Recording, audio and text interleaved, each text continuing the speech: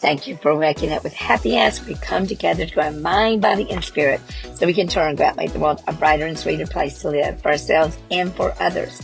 So I am doing this from the golf course. So you can forgive me because we're going to be bouncing around in just a little bit. But I want to talk about change today. And such a fun topic. But first I want to talk about what we talked about last week. We talked about the idea of, is it really I can't or I won't? Like won't is in W-O-N apostrophe T. My friends have told me that I sound very Southern, and won't sounds like won't. Like I want something. So I'm talking about I can't or I won't. And we decided that, there's no power in I can't. There's no power whatsoever. You're just giving up. But if you won't do something, it's because you've made the choice to. Well, I'm not going to talk about the details of it because y'all can listen to all that mess. And to be honest with you, much of what you're seeing in the news is not accurate. I know that's surprising. I don't even watch the news, but I know that people have come up to me and asked me, what about this real estate verdict? Oh my God, what about it? Well, I'm not going to talk about that. What I'm going to talk about is that the fact that what is happening in our industry is going to change our industry. And I know a lot of people are whining and fussing and complaining that, oh my God, doom and gloom, doom and gloom. But this is the thing. I'm going to read this. This is the most awesome quote. And I put it on an email that I sent to my peeps. And it says, the secret of change is to focus all of your energy not on fighting the old, but on building the new. And guess who said that? Socrates. He was a pretty smart dude. So I'm going to listen to him. So I thought about it, and what's going on with us right now in many things is very much akin to the Serenity prayer.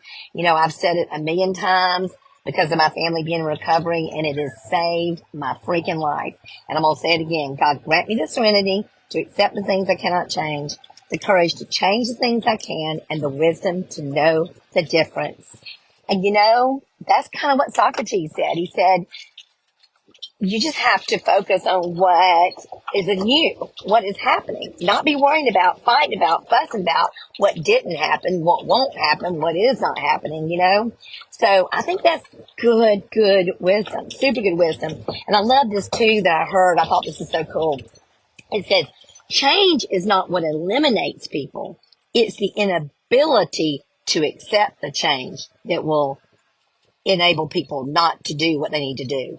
That is so powerful, y'all. So today it's about embracing change, making friends with change, and knowing that I guess you could whine and complain if you want to, but that pity party, but nobody comes to a pity party. I promise you, nobody wants to come. They don't even have great desserts or anything. So I would suggest that right now in our life, it may not be the real estate industry that's changing for you. That may not be your thing.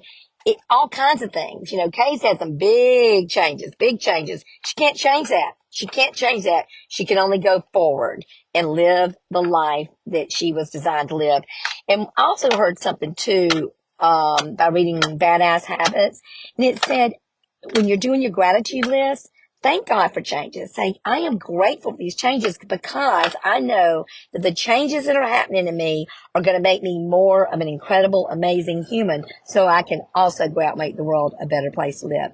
So let's go ahead and do our affirmation. Kay, thank you for being the driver right now. Thank you so much. I appreciate it. All right. So the blessings in change. Yeah. Here is our affirmation. Change is not scary. It's exciting, challenging, and life-giving. When I change my perspective, my whole life opens up. Change is where possibilities are born.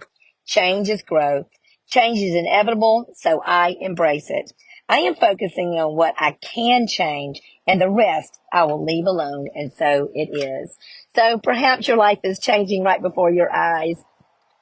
Just take advice from Socrates and focus on the life that is before you, not what was behind you, and live the life you want to live.